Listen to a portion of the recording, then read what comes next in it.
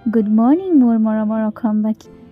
ৰাতিপুৱাই বৰষুণৰ পানী পাই ফুলবোৰ চাওকচোন কিমান সজীৱ হৈ উঠিছে আৰু লগতে মোৰ মনটো। বৰষুণ মোৰ খুবেই প্ৰিয়। বৰষুণৰ টোপালবোৰৰ মাজত যেন বিচাৰি পাওঁ এটা হেৰুৱা অতীত। আৰু এটা সময়ত বৰষুণত তিতি গা ধোৱা আৰু স্কুললৈ ছাতি থাকিও বৰষুণত তিতি অহা কত কিমান যে কথা। বৰষুণ দেখিলে মই সঁচাকৈ বহুত আৱেগিক হৈ পৰোঁ। আৰু বৰষুণত তিতাৰ বাবে যে মা দেউতাই কিমান গালি পাৰে, তথাপি জানো আমি বৰষুণত তিতিবলৈ এৰোঁ? সঁচাই বৰষুণ দেখিলে মোৰ অতীতলৈ মনটো উৰা মাৰে। এয়া চাওকচোন, আমাৰ দেহাজনী বৰষুণতে স্কুল যাব লগা হৈছে, কাৰণ তাইৰ ফাৰ্ষ্ট ইউনিট টেষ্ট পৰীক্ষা চলি আছে। তো তাই বৰষুণতেই দেউতাকে স্কুললৈ থ'বলৈ গৈছে। চাওঁতে চাওঁতে সেই অকণমানিজনী চাওকচোন কিমান ডাঙৰ হৈ গ'ল। বাই, লাহে লাহে যাবা দেই, এক্সাম ভালকৈ দিবা, বেষ্ট অফ লাক।